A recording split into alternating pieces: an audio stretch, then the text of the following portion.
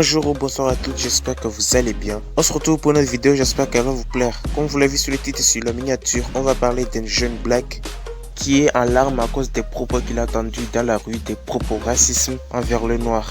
Et on lui a même craché dessus.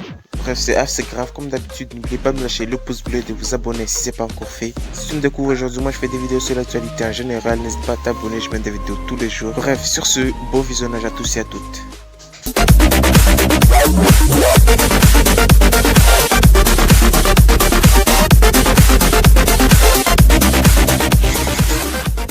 Ouais. Pour commencer, on a 5 refuges qui ont été mis en place dans les montagnes en France que vous pouvez trouver sur votre route dans les montagnes. Premièrement, les Alpes. Le refuge de l'Aigle avec 30 couches, 3450 mètres d'altitude, 30 € par nuit et l'ouverture sera en mi-juin. La Savoie, refuge du Grand Bec, 32 couchages, 2400 mètres d'altitude, 10 € par nuit, ouverture le 1er juillet. Les Hautes-Pyrénées, le refuge Le Dormeur, 10 couchages, 1910 mètres d'altitude, 8 € par nuit, ouverture dès que possible. Le Mont Blanc, le refuge du Côté, 120 couchages en été, 3835 mètres d'altitude, 60 € la nuit, accessibilité restreinte. Le Massif Central, le Buron refuge du Lac, 14 couchages, 1450 mètres d'altitude, 11 € la nuit, ouverture à partir de 21 juin. On va directement à Lille où on a un rassemblement qui veulent déboulonner la statue Faidherbe.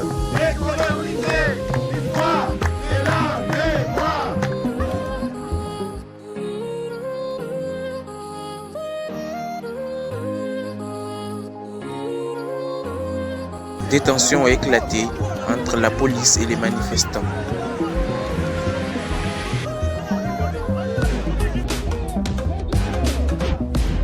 En gros, Faidherbe était un colonialiste violent avec du sang d'haleine, avec aussi des théories racistes selon les manifestants.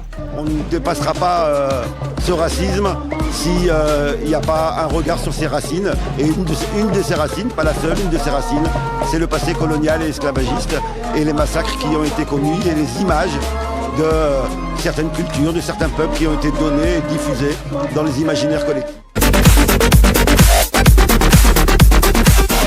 On a une députée du Parlement européen qui raconte en pleine séance son expérience de brutalité policière. Je voudrais vous informer, ainsi que les collègues, que j'ai été victime de violences policières de la part de la police belge. Je considère cela comme un acte discriminatoire à tendance raciste. Hier, en sortant de la gare du Nord, j'ai vu 9 policiers harceler 2 jeunes noirs. J'avais mon téléphone en main. J'ai fait une photo de la scène avec mon téléphone, ce qui est légal. Les policiers se sont dirigés vers moi. Ils m'ont arraché mon téléphone des mains. 4 des 9 policiers armés m'ont brutalement poussé contre le mur. Ils ont violemment pris mon sac à main. Ils m'ont plaqué au mur, jambes écartées, et un policier voulait me taster et me fouiller. Ils m'ont traité de façon humiliante. Quand j'ai dit aux policiers que j'étais député au Parlement européen, il ne m'a pas cru, alors qu'il avait en main mes 2 passeports. Un, c'est le laissez-passer du Parlement européen, le passeport allemand. Là-dessus, il m'a demandé la carte de résidence de la Belgique. Je lui ai donné la carte de la résidence. J'ai pris dans mon sac mon badge et j'avais le badge autour de moi. J'ai porté plainte aujourd'hui, car on ne peut pas laisser passer ces violences policières. Cette expérience, à l'heure où le monde entier a vu les conséquences fâcheuses de la brutalité policière, est pour moi traumatisante. Mais je suis là, bien que j'ai passé toute la nuit ici au Parlement pour écrire et je n'ai pas eu le courage de sortir jusqu'à 6 h du matin. J'étais ici hier. On peut le vérifier avec nos badges. Nous devons donc prendre des mesures concrètes pour bon nombre de personnes qui ne sont pas ici et qui n'ont pas pu échapper à la violence policière. Je vous remercie. On va maintenant parler du sujet principal de la vidéo. C'est un livreur de FedEx qui se fait insulter et cracher dessus. Alors qu'il était en train de livrer sur sa moto, il a subi des actes lourdement racistes.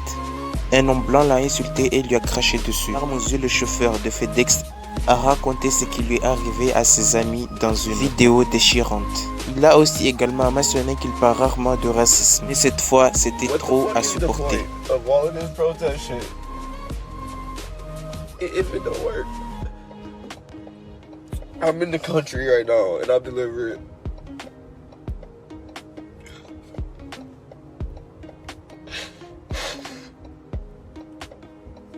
And I'm sitting at a fucking stop.